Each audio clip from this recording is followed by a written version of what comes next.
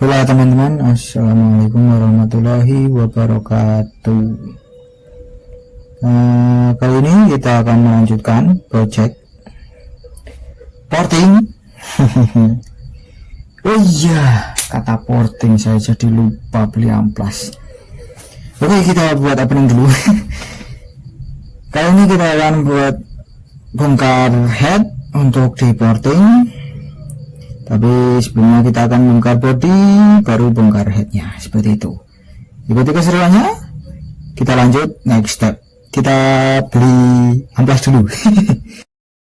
Oke, ini kita coba membuat video time lapse. Dan ini proses pembongkaran body.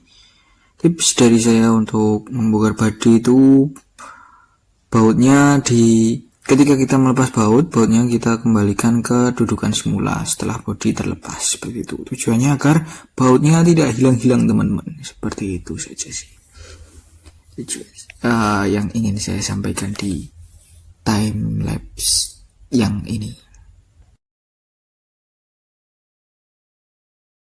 Oke, teman-teman. Nah, ini sudah terbongkar bodinya. Kita lanjut ke arah mesinnya ya, teman-teman. Tapi saya mau cek dulu, nanti saya videokan. Oke, ini kondisi intake dan total body ya, teman-teman. Seperti ini. Ini yang kemarin saya modif dari selang AC, selang AC mobil. Terus ini saya lem pakai lem besi. Ya, yang sudah saya spill barang-barangnya semua di video saya sebelumnya. Seperti itu. Di sini yang saya ceritakan kemarin pakai kertas buffalo, saya tumpuk 5 ya, teman-teman, ini biar nggak langsung panas mengarah ke sini. Oh iya, kayak kemarin saya lupa menceritakan tentang hal ini. Untuk selang ya, ini namanya ya, selang hawa atau selang apa ya, ini yang harusnya nancap di harusnya menancap di sini. Nah, ini karena ini nggak nyampe, jadi tak taruh di sini. Seperti itu. Sedangkan ini masih kondisi terbuka. Seperti itu ya, tampilannya seperti ini, teman-teman.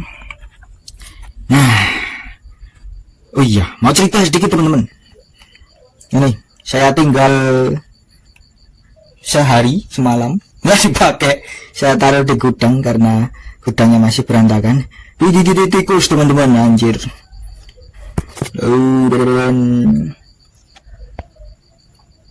Dar, jelas gak nih? Nah, mantap tuh, kayak gitu, teman-teman. Kan nggak ngotak. Ini adalah selang kabel yang buat untuk EOT. Bukan, sensor oksigen, anjay. Sensor CO2 ini. Iya, ini di jalur exhaust. Ini sensor CO2. Aduh, pahit ini. Harus saya tambah, teman-teman. Seperti itu. Untuk yang lain, ornamennya, anjay, ornamennya seperti ini.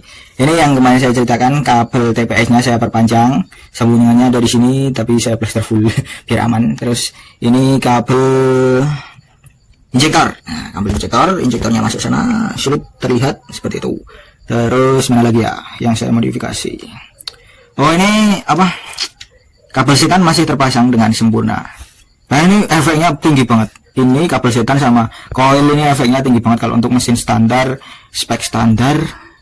Nah, ganti coil sama pasang kabel setan ini top speednya bisa naik jauh berbeda, seperti itu.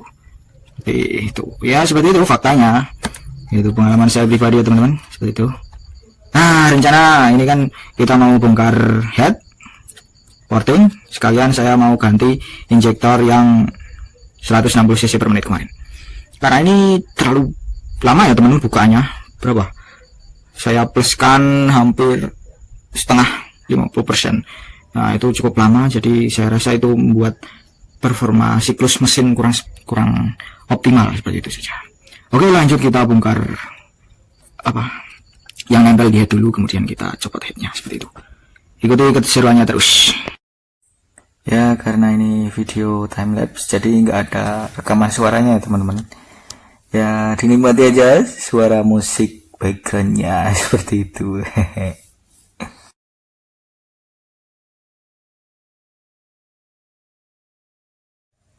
Ini saya sekaligus mengecek-ngecek kondisi throttle body dan intake-nya teman-teman. Jadi ya seperti itulah cahayanya dibawa kemana-mana.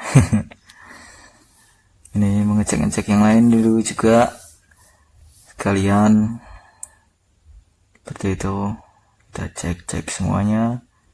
Ya walaupun belum ada sebulan ya teman, belum ada sebulan.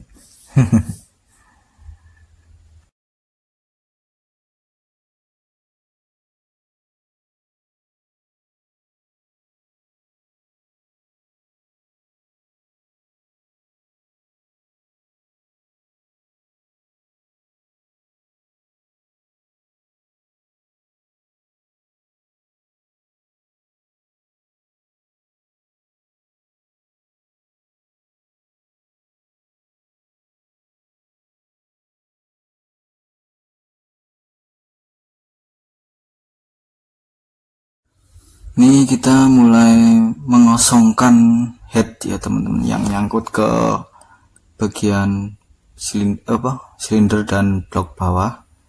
Ini sebelum kita melepas semuanya, ini saya topkan dulu ya piston dan nokennya seperti itu. Dan ini kondisi setelah terlepas dari kepalanya. Maksud saya setelah head atau kepalanya terlepas dari mesin ya teman-teman. Seperti itu.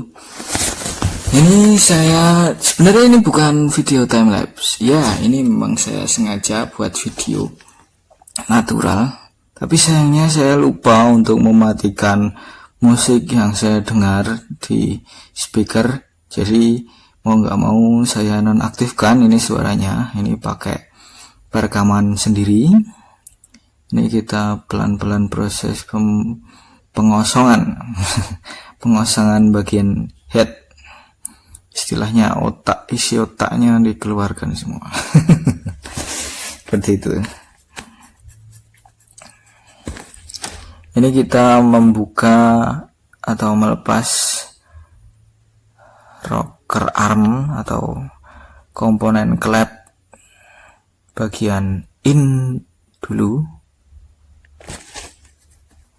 Untuk informasi saja, batang penahan rocker arm atau as rocker arm itu kalau yang in itu lebih pendek seperti itu. Untuk mesin KZ Supra ya teman-teman, injeksi. Ini. Terus oh iya, mau saya sampaikan saja. Ya apa? Yang X lebih panjang. Kalau dimensi atau bentuk dari RA itu saya kurang memperhatikan ya teman-teman. Karena ini saya pisahkannya satu plastik. Jadi klep in, rocker arm in, as in itu saya plastikan sendiri seperti itu. Terus yang X juga saya plastikan sendiri. Klep X, terus roller rocker arm X, per klep X, kuku macan X dan kawan-kawannya saya plastikan sendiri. Karena ini pembongkaran pertama, jadi saya sangat berhati-hati teman-teman. Takutnya nanti terbalik atau bagaimana. Jadi repot sendiri. Oke, seperti itu tips dari saya dan yang saya lakukan. Oke. Oh iya, ngomong-ngomong untuk membongkar head ini, baut kepala tusuk satenya ini keras banget teman-teman. Karena baru pertama kali dibongkar dari pabrik, belum pernah dibongkar sama sekali. Karena ini belum pernah turun mesin sama sekali ya teman-teman, di bengkel langganan atau di perawatan seperti itu. Untuk membuka kuku macan, kuku kelep itu emang cukup sulit ya teman-teman untuk bagi pemula itu. Saya cukup kesulitan ini teman-teman, masih takut gimana gitu kalau mau dipukul itu. Tapi ya tutorial, saya cari tutorial itu ya emang dipukul gitu pakai, kalau di tutorial itu pakai kunci 12 kunci apa itu, pakai kunci tracker apa ya nanti teman-teman bisa lihat sendiri, pakai kunci yang ukuran 12 tapi aku nggak punya, jadi aku pakai ukuran 17 dan masih bisa menahan, masih bisa pas dengan klep, jadi masih mau menekan klep seperti itu. Yap.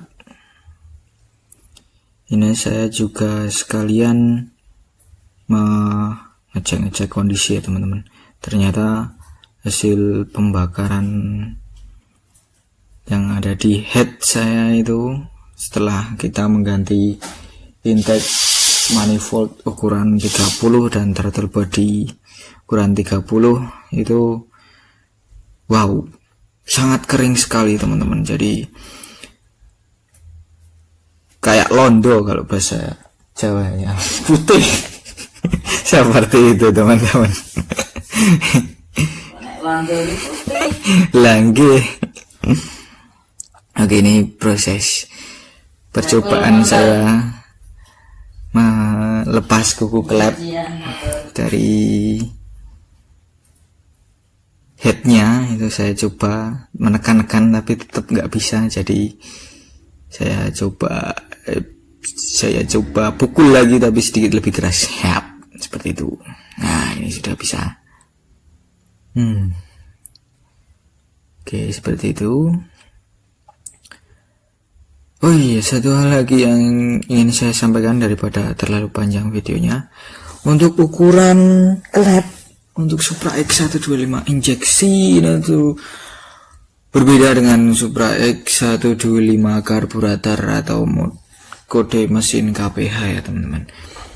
Untuk mesin KZ ini ukuran klepnya sama persis dengan ukuran klep Revo. Jadi 25,5